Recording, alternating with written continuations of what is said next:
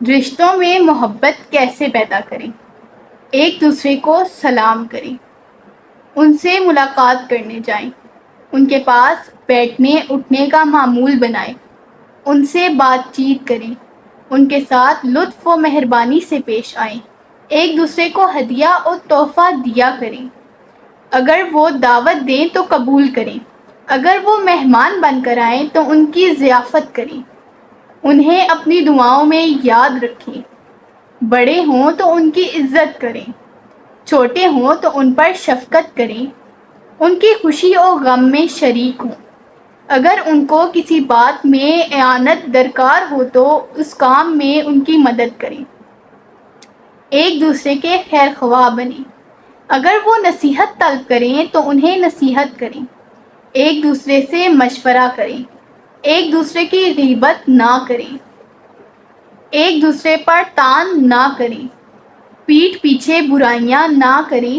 چغلی نہ کریں، عیب نہ نکالیں، ایک دوسرے کی تکلیفوں کو دور کریں، ایک دوسرے پر رحم کھائیں، دوسروں کو تکلیف دے کر مزے نہ اٹھائیں، ناجائز مسابقت نہ کریں، مسابقت کر کے کسی کو گرانا بری عادت ہے، اس سے ناشکری یا تحقیر کے جذبات پیدا ہوتے ہیں، نیکیوں میں سبقت اور تنافس جائز ہے،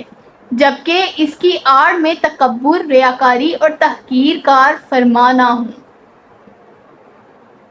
لالچ اور حرص سے بچیں، ایثار اور قربانی کا جذبہ رکھیں، اپنے سے زیادہ آگے والے کا خیال رکھیں، مذاق میں بھی کسی کو تکلیف نہ دیں، نفع بخش بننے کی کوشش کریں، احترام سے بات کریں، بات کرتے وقت سخت لہجے سے بچیں،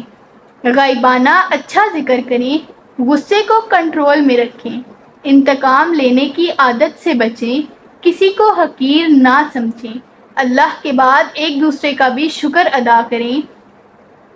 اگر بیمار ہوں تو عیادت کو جائیں، اگر کسی کا انتقال ہو جائے تو جنازے میں شرکت کریں۔ جزاک اللہ خیرا، احسن الجزاء فی الدارین۔